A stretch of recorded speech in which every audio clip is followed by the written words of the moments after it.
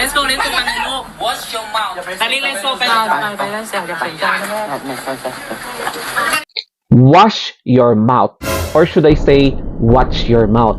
So, yan yung pinakahuling phrase na narinig natin sa sinabi ng isang manager ng pageant na Miss International Queen matapos siyang dududuruin ni Miss International Queen Malaysia dahil daw inaakusahang cooking show ang pageant na yan. So, pakinggan natin ang sinabi ni Miss Universe Malaysia, Miss International Queen Malaysia.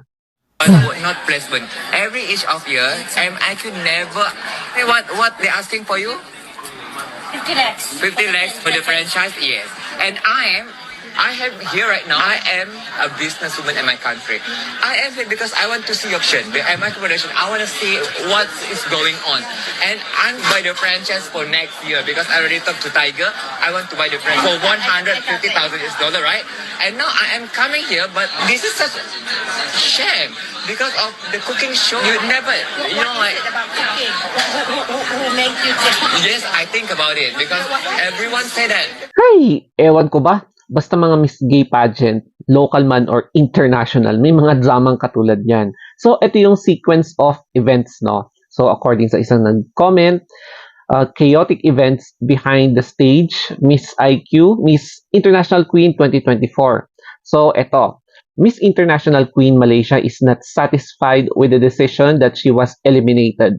So, Miss Malaysia didn't come out to show to the swimsuit round and hid the swimsuit that was given to her. O diba, translation error to eh, kaya imbis na her dapat naging him. Esmond had a stylist to go find an outfit for her and brought a change of clothes, but she said she wouldn't go out and show it. And then yung third is Esmond told backstage that she's not going out to the show. So Esmond said that if you don't come out, you can go back home. So Miss International Queen Malaysia, go tell your fellow contestants that you don't have to leave.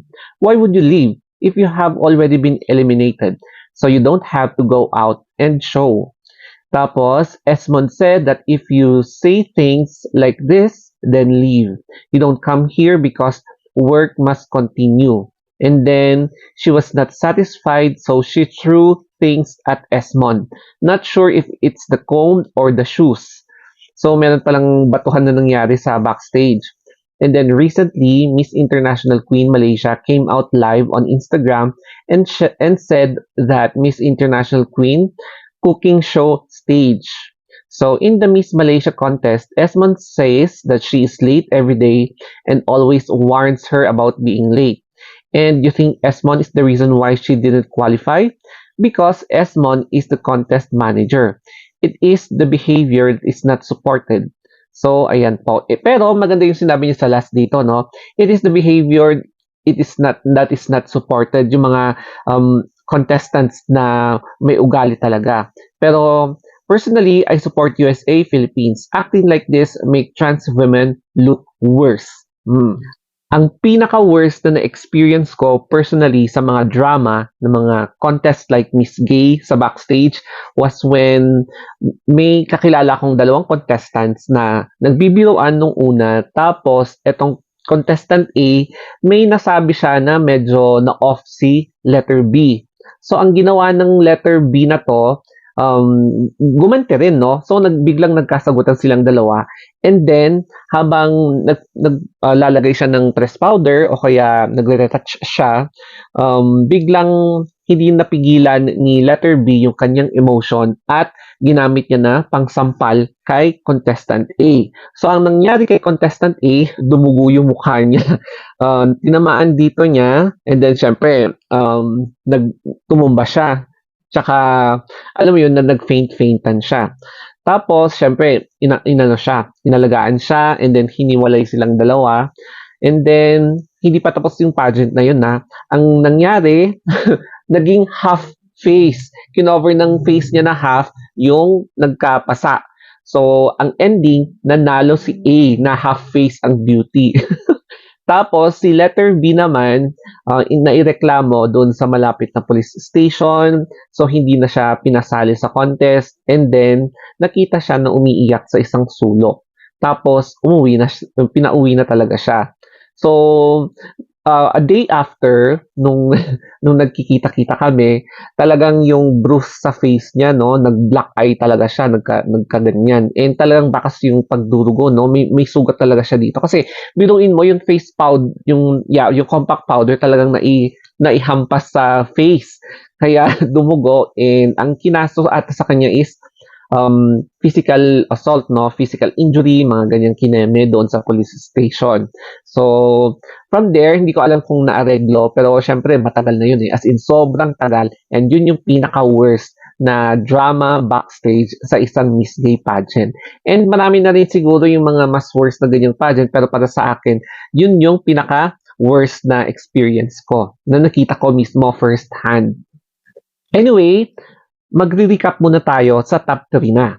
So, ang top 3 na tinawag ay sina Vietnam, and then si Thailand, tapos si Peru. So, of course naman, no, deserve nilang tatlo na mapunta sa top 3. Pero ang nagwagi po sa pageant na yan ay si Peru. It's because for me, nakitaan ko talaga siya ng substance yung sagot niya, yung backstory niya, na nakaka-inspire, no, yung backstory niya na imagine hindi siya tinanggap pala ng asawa niya dahil sa sexual orientation niya. And then, ang first runner-up ay si Thailand. And biruin nyo, parang it is a rare for a Thai representative na hindi nag-aral sa ibang bansa, ha, na marunong siya mag-English. So, wow. So, very applauded ako kay Thailand kasi maganda rin yung sagot niya. And then, ang favorite, si Vietnam. Second runner-up. So, even though second runner-up siya, at least, no, second runner-up. And mahirap makapasok sa top 3, lalo na pag international pageants. And syempre, no, congratulations din kay Philippines, Nicole Sofia Arcangel for landing as one of the top 6 finalists. And hindi biro makapasok din sa top 6, no? Kapag sumasali ka sa international beauty pageants kasi ang bibigat talaga ng mga kalaban mo. Biruin nyo, yung mga nananalo from each country, so yun yung mga talagang makaka-face to face mo. And maswerte ka talaga kapag mapapasok ka sa top 6 or even top 3. So congratulations Philippines, and if you want more pageants like this, mag-follow na lang kayo sa akin, sa aking Instagram account, and of course sa YouTube, sa Facebook, sa TikTok, sa Twitter, and Threads. So always think positive and keep all negativities away.